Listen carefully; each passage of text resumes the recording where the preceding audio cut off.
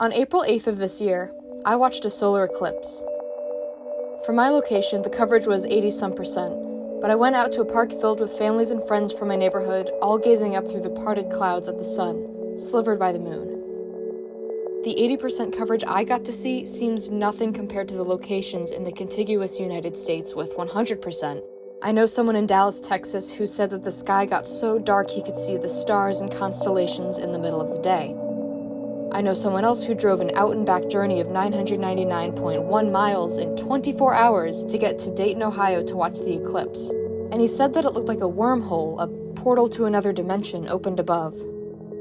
There was a total solar eclipse in 1860 that was captured via photoheliograph, a half-telescope, half-camera instrument, by astronomer Warren de la Rue. It's not the first photographed solar eclipse. That belongs to Julius Berkowski in Prussia in 1851. But I want to talk about de la Rue because not only was he chasing the sun and moon for his picture, but he was also inspired to illustrate the event himself in Total Eclipse of the Sun, July 1860. Side by side, we can see the same event, the same celestial bodies and their interplay, through a photoheliograph lens and the lens of a human eye. In both the photo and the illustration, the eclipse covers most of the frame. A large shadowed moon and an outlined sun slipping around the edge. But in the illustration, I find it interesting that de la Rue added this radial glow past the distinct sunlight. It certainly makes the eclipse more eye-like, sort of an iris surrounding a pupil. A few years later, in 1878, French artist, astronomer, and amateur entomologist Étienne Léopold Trouvelot illustrated an eclipse. His total eclipse of the sun is smaller on the page than de la Rue's, but that extra space is taken up by more rays and flare-like light from the sun. This is certainly a moment where you stare into the abyss and the abyss stares back at you. From illustrations like these, that abyss staring back doesn't bring me any frightening feeling. Sure, it's a little daunting and intimidating, but it's certainly grand too. Trouvelot's star cluster of the Hercules is dense, the sky dotted with uncountable stars. Evan Pushak, essayist, journalist, and nerd writer here on YouTube, wrote an escape into meaning that nothing makes me feel smaller than imagining the space between galaxies, or the time it takes for a star's light to reach my eye. And I get it. It's overwhelming. It's beautiful. It's the opening to the 2008 Pixar film WALL-E. Out there's a world outside. Though we don't see an eclipse here, I experience a similar effect.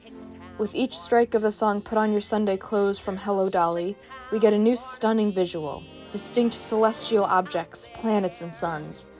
It's vast, with the song's post-war hope for the future call that out there is full of shine and full of sparkle.